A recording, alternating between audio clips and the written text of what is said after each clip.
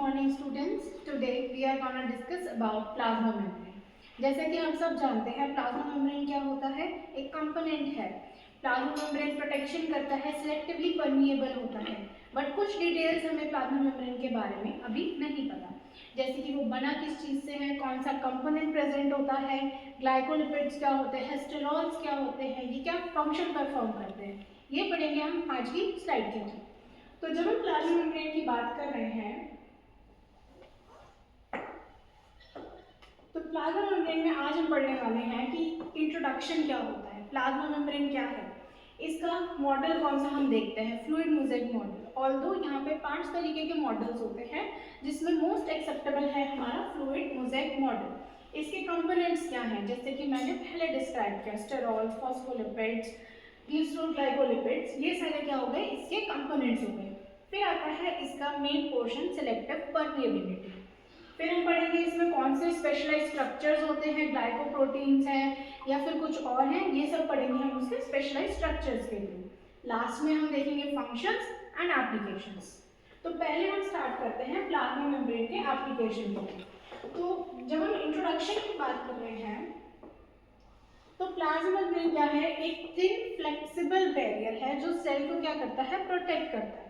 अब जब हम प्लाज्मा मेम्ब्रेन की बात करेंगे तो प्लाज्मा मेम्ब्रेन में क्या होता है, एक स्ट्रक्चर प्रेजेंट होगा जो आपको मैं डायग्राम के थ्रू बताऊंगी। ये हमारा सेल का सरफेस है, यहाँ पे हमारे इस तरीके से एक स्ट्रक्चर्स प्रेजेंट होते हैं जिसको हम बोलते हैं प्लाज्मा मेम्ब्रेन के बायोलिपिड लेयर। इसी लिपिड का काम होता है किसी भी मटेरियल को इन या आउट करने का।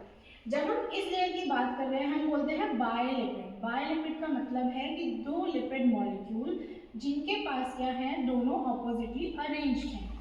अब इसको हम बोलते हैं पोलर हेड। सेंटर में प्रेजेंट होता है नॉन पोलर टेल। अब जो हमारा हेड वाला पोर्शन होता है ये होता है हाइड्रोफिलिक, एंड वही हमारा जो नॉन पोलर वाला पोर्शन है वो होता है हमारा हाइड्रोफोबिक। अब कोई भी अगर मटेरियल को हमें इन लेके जाना है तो यहाँ पे प्रेजेंट होते हैं चैनल्स। चैनल्स के वेरिएंट पर्पसेस हो सकते हैं, बहुत तरीके के चैनल्स भी होते हैं, जैसे कि ये हमारा एक तरीके का चैनल प्रोटीन है जो क्या करेगा, एक रिसेप्टर के थ्रू, जब रिसेप्टर का कोई मॉलिक्यूल इस पर बाइंड करेगा या रिसेप्टर ऑन होगा तो ये चैनल ओपन अप हो जाएगा। चैनल ओपन होने से जो भी मटेरियल है वो पास ऑन हो जाएगा डायरेक्टली प्लाज्मा मेम्ब्रेन के अंदर और वो चला जाएगा सेल साइटोप्लाज्म के पास।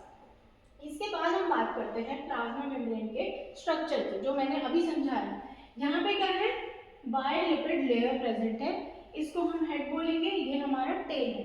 अब जिस प्रोटीन या चैनल्स की मैं बात कर रही थी वो गेटेड चैनल्स हो सकते हैं, नॉन गेटेड चैनल्स हो सकते हैं, आयन गेटेड चैनल्स हैं और लिगैंड गेटेड चैनल्स भी होते हैं। तो सबसे पहले हम बात करते हैं ये वाले प्रोटीन्स की जो हमें टॉप पे देखने मिलते हैं। इन प्रोटीन्स को हम बोलते हैं पेरिफेरल प्रोटीन्स, जो किसी भी एक पेरिफेरी के साइड में प्रेजेंट होंगे। फिर आता है हमारे पास ये प्रोटीन मॉलिक्यूल जिसको हम बोलते हैं चैनल्स। चैनल्स का बेसिकली काम क्या होता है कि कोई भी अगर पोर्शन है उसको एक्सचेंज कराना है। सपोज सेल को किसी चीज़ की डेफिशिएंसी है, पोटेशियम चाहिए उसे, कैल्शियम चाहिए उसे, मैग्नीशियम चाहिए, तो इन सब के लिए क्या करेगा, वो किसी एक चैनल के थ्रू पास ऑन कराएगा सेल के विद। जब हम प्लाज्मा मेम्ब्रेन की बात कर रहे हैं तो प्लाज्मा मेम्ब्रेन बेसिकली क्या होती है, नेगेटिवली चार्ज होती है। नेगेटिवली चार्ज हम उसे इसलिए बोल रहे हैं कि प्लाज्मा मेम्ब्रेन के अंदर पोटेशियम की कंसंट्रेशन कम होती है एज कम्पेयर टू बाहर के सोडियम के पोटेशियम कंसंट्रेशन के थ्रू, उसका मटेरियल ज़्यादा प्रेजेंट होता है। तो बाहर पॉजिटिव ज़्यादा है, अंदर पॉजिटिव कम है, जिसकी वजह से हम प्लाज्मा मेम्ब्रेन को नेगेटिवली चार्ज्ड बोलते हैं। तो जब हम फ्लूइड मोज़ेक मॉडल की बात करेंगे तो फ्लूइड मोज़ेक मॉडल बेसिकली क्या होता है, ये डिस्क्राइब करता है कि मेम्ब्रेन की dynamic and shifting composition lipid and protein के थ्रू कैसे होती है। जैसे कि अगर हमने ये देखे, ये हो गए हमारे पेरिफेरल प्रोटीन, ये हमें बायोलिपिड दिख रहा है, इसमें क्या दिख रहा है, हमें कोलेस्ट्रॉल दिख रहा है। फिर आते हैं हमारे मेम्ब्रेन चैनल्स, प्रोटीन, मतलब वही जो हम प्लाज्मा मेम्ब्रेन के बारे में इतनी सारी चीजें पढ़ रहे हैं वही सब फ्लूइड मोज़ेक मॉडल के अंदर आता है। अब अगर हम बात कर रहे हैं इसके कंपोनेंट्स की, कंपोनेंट्स में हमें अच्छे से एम्फसाइज करना है। जैसे अगर फॉस्फोलिपिड्स की बात कर रहे हैं तो फॉस्फोलिपिड दो तरीके के होते हैं। पहला होता है ग्लिसरो फॉस्फोलिपिड,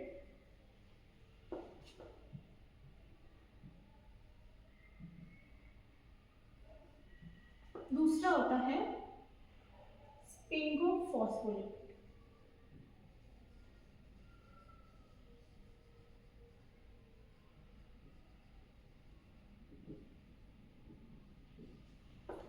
इन दोनों फॉस्फेट में सिर्फ इतना डिफरेंस है कि जब हम फॉस्फोलिपिड की बात कर रहे हैं, फॉस्फोलिपिड के केस में ये वाला हमारा मेजर कंपोनेंट होता है। जब भी हम किसी भी लिपिड पोर्शन की बात करेंगे तो वहां पे क्या होता है, एक अल्कोहल होगा, एक अल्कोहल अटैच विथ फॉस्फेट होगा,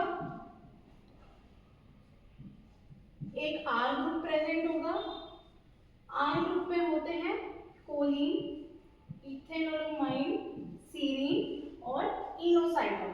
ये चार तरीके के आर ग्रुप प्रेजेंट होते हैं जिससे हमारा ग्लिसरोफॉस्फोलिपिड और स्पिंगोफॉस्फोलिपिड बनेगा।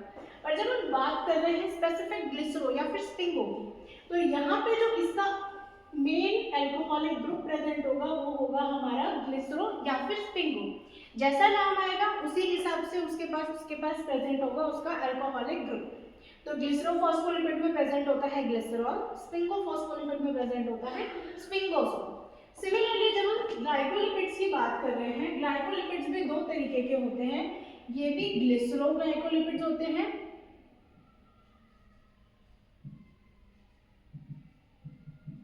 और दूसरे तरीके के होते हैं स्पिंगोग्लाइकोलिपिड्स।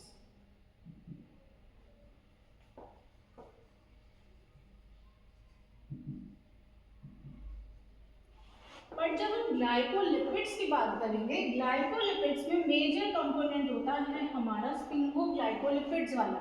ये मेजरली फंक्शन परफॉर्म करेगा और इसी का मेजर रोल होगा। फिर हम आते हैं इसके बाद स्टेरॉल्स पे। स्टेरॉल्स बेसिकली क्या होते हैं, जब हम बात कर रहे हैं ह्यूमंस के केस में, तो हमारे पास होता है कोलेस्ट्रॉल,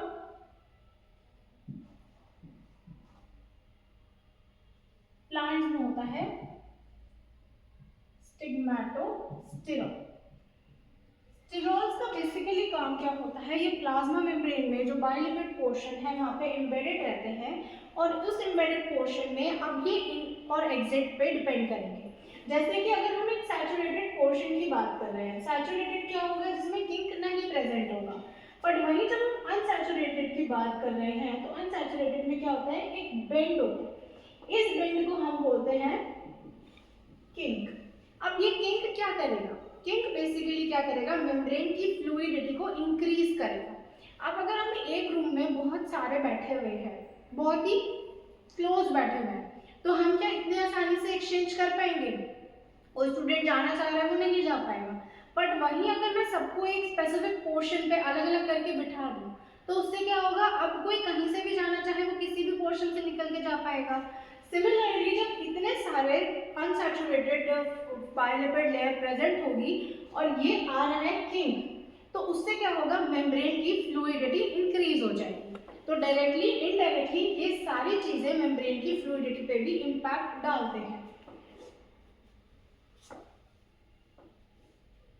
फिर हम इसके बात करते हैं इसका सिलेक्टिव नेचर, ये किस किस चीज को पास ऑन कराएगा।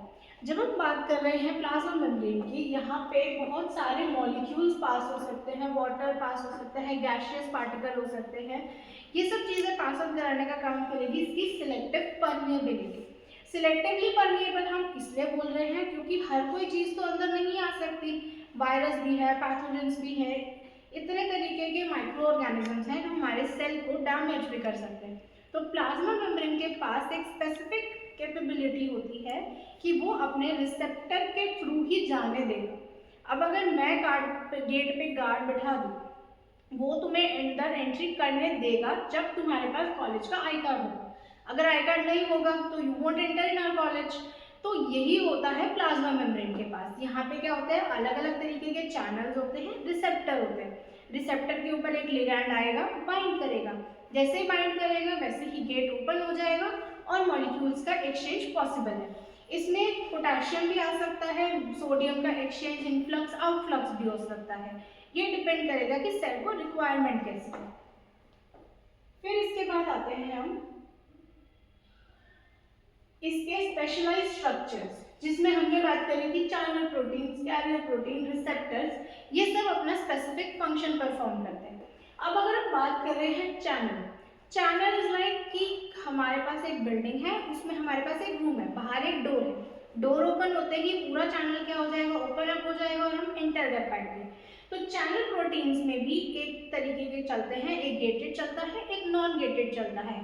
चैनल प्रोटीन कंप्लीटली एम्बेडेड रहते हैं बायोलिपिड लेयर के अंदर। वहीं अगर हम कैरियर की बात करें, कैरियर इज लाइक मैं अगर किसी स्टूडेंट को भेजूं, वो जाके किसी दूसरे स्टूडेंट को लेके आए किसी क्लास में से, तो वो जाएगा एज अ कैरियर, उसको कैरी करके लेके आएगा। जैसे हम गुड्स को सप्लाई करते हैं ट्रक के थ्रू, तो वो क्या कर रहा है, कैरी कर रहा है गुड्स। सिमिलरली हमारे पास होते हैं कैरियर प्रोटीन्स जो इस तरीके से वर्क करेंगे। फिर हम आते हैं इसके फंक्शन पे। पहला तो हमें पता चल गया सिलेक्टिव परमिएबिलिटी है, हर किसी मॉलिक्यूल को तो अंदर नहीं आने देगा। फिर आता है इसमें फैसिलिटेटिव डिफ्यूजन। जब हम बात कर रहे हैं फैसिलिटेटिव डिफ्यूजन की, तो वहाँ पे क्या होगा, ट्रांसडक्शन भी होगा, एडेशन भी होगा। ये सारी टर्मिनोलॉजीज हमें और बेटर क्लियर होगी जब हम प्लाज्मा मेम्ब्रेन के स्ट्रक्चर को स्टार्टिंग से पढ़ेंगे। जैसे मैंने बताया था कि किंग है, किंग आ रहा है अनसैचुरेटेड फैटी एसिड्स के थ्रू, अनसैचुरेटेड लिपिड्स में, तो उससे क्या हो रहा है, मेम्ब्रेन की फ्लूइडिटी इंक्रीज हो रही है।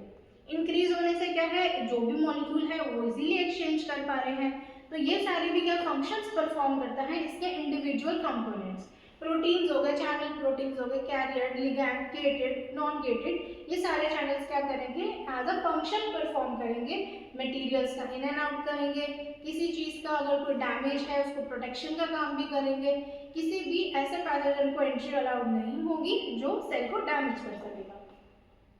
इसके बाद आते हैं हम इसके रियल वर्ल्ड एप्लीकेशन। जब हम रियल वर्ल्ड एप्लीकेशन की बात कर रहे हैं तो सबसे पहले हमें देखना है कि कैसे इंसुलिन रिसेप्टर ट्रिगर होता है सेलुलोज अपटेक के लिए। ये इसका रियल लाइफ एग्जांपल है। Thank you so much. आज का टॉपिक हम यही वाइंड अप करते हैं।